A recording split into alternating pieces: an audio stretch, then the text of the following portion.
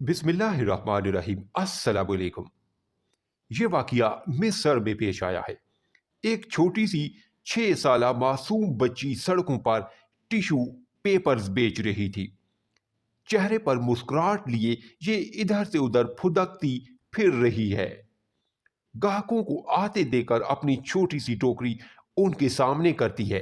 कहती है, आपको टिश्यू पेपर्स चाहिए? वो एक खातून के सामने से गुजरती है तो देखती है कि वो रो रही है। मासूम बच्ची उसके पास रुक जाती है। खातून ने भी अशकबार आंखों से इस प्यारी सी बच्ची को देखा जो चेहरे पर खूबसूरत मुस्कुराहट लिए उसे टिश्यू पेपर का पैकेट पेश कर रही थी। उसने अनजाने में टिश्यू पेपर निकाला और अपनी आंखों से आंसू पोंछने लगी।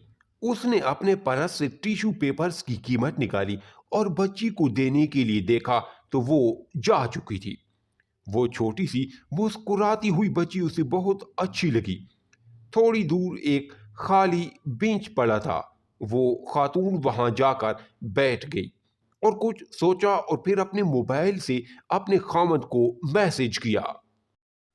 मैं अपने किए पर नादिम हूं। जो कुछ हुआ मुझे इस पर अफसोस है। आप जाने दें, आपका मौक़िफ़ दुरुस्त है। उसका खामिंद एक होटल में परेशान हाल बैठा था कि उसे बीवी का ये खुशगवार पैगाम मिला। उसके चेहरे पर पुरसुकून मुस्कुराहट छा गई। इन मियाँ बीवी के माबैन किसी बात पर झगड़ा हो गया था।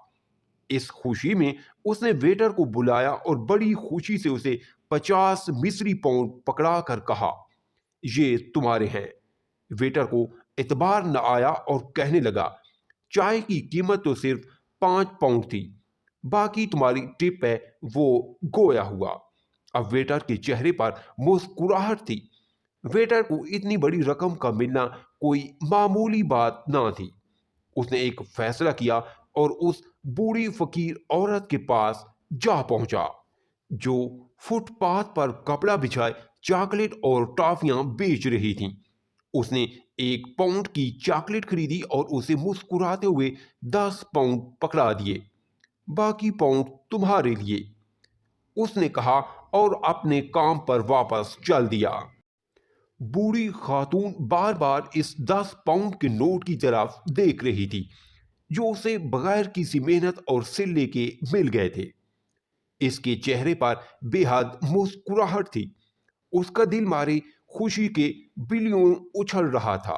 उसने जमीन पर बिछाए हुए अपने सामान को समेटा और सीधी कसाब की दुकान पर जा पहुंची।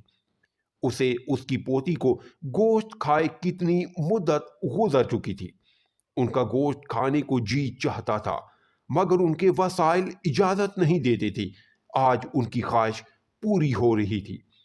उसने मुस्कुराते हुए गोश्त खरीदा और घर चल दी। बूढ़ी अम्मा ने बड़ी मेहनत और शौक से गोश्त पकाया और नन्ही सी प्यारी सी पोती का इंतजार करने लगी कि वो ही तो उसकी कुल कायनात थी। आज वो गोश्त खाकर कितनी खुश होगी। वो सोचों में गुम थी कि टिश्यू पेपर्स बेचने वाली उसकी पोती मुस्कुराती हुई घर में दाखिल हुई। आज उसके चेहरे पर आम दिनों से ज्यादा मुस्कुराहट थी। कायरीन कराम, क्या ऐसा नहीं हो सकता कि हम भी उस टिश्यू पेपर बेचने वाली बच्ची की तरह मुस्कुराहटें तकसीम करें, लोगों में खुशियां बांटें?